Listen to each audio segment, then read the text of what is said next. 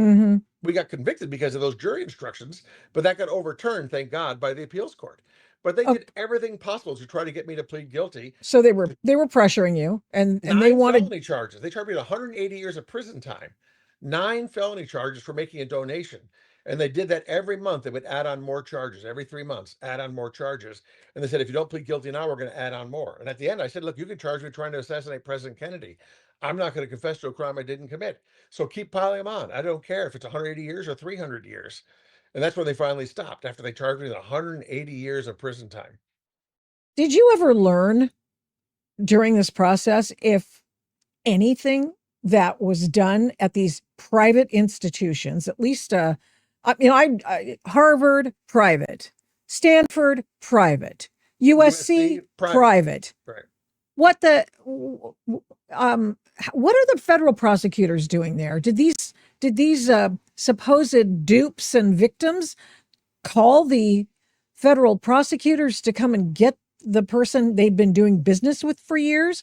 Does this then condemn the usual processes by which rich people get into some of these places by giving money and buildings and stuff? It sounds like it's the same deal. How does this apply any differently? Right. Well, I think there's two differences that were relevant in this case. First, there were some parents who were cheating on the test, right? So their kids were not qualified. I made sure my kids were very Wait, qualified for wait, wait, this. wait, wait, wait, wait, wait. I understand you guys are clean, thank God, and you beat this rap, but you're not done with them yet. I hope you sue the Right. I'm pants still off them. fighting them. Yeah. But but cheating on a test, that's not illegal. I think it It is. When you go through the wire, when you send the test results in through the internet, that's mail fraud oh and wire fraud. That's what they get people on.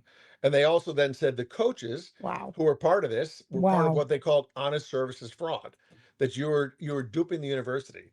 And that's one of the big things that the appeals court said in my case. It was crazy. They said this is the first time in history and the only time in history where the alleged victim of a bribery scheme is the one who got the money and gave me a receipt for the money. So USC got the money, they gave me a receipt for the money, and Uh-huh. they've been allowed to keep my money. I said, how could that be a bribe if the school still is allowed to keep my money?